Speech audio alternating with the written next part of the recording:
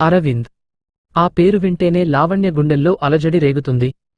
అందమైన కళ్ళు, మాయ చేసే మాటలతో లావణ్యను తన వలలో వేసుకున్నాడు. లావణ్య ఇంటర్మీడియట్ పూర్తి చేసింది. అరవింద్ ఆమెను ప్రాణంగా ప్రేమిస్తున్నట్లు నటించాడు.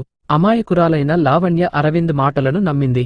లావణ్యను మోసం చేస్తూ ఆమె డబ్బు, బంగారు గొలుసును దొంగిలించాడు అరవింద్. ఆమెతో శారీరకంగా కూడా దగ్గరయ్యాడు. లావణ్య మాత్రం అరవింద్ మోసాన్ని గుర్తించలేకపోయింది.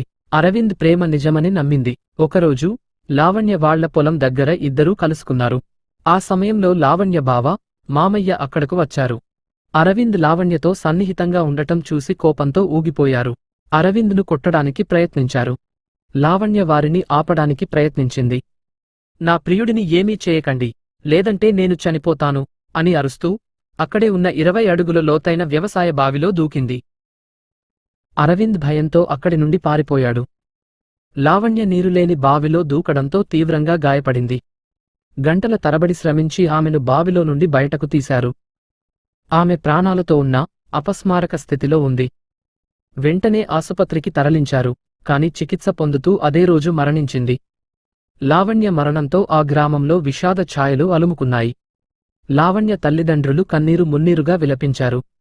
లావణ్య మరణానికి కారణమైన అరవింద్ కోసం పోలీసులు గాలిస్తున్నారు. లావణ్య అమాయకత్వం, అరవింద్ మోసం ఒక విషాదానికి దారితీశాయి. ఈ సంఘటన మనకు నిజమైన ప్రేమను, సంబంధాల విలువను గుర్తు చేస్తుంది.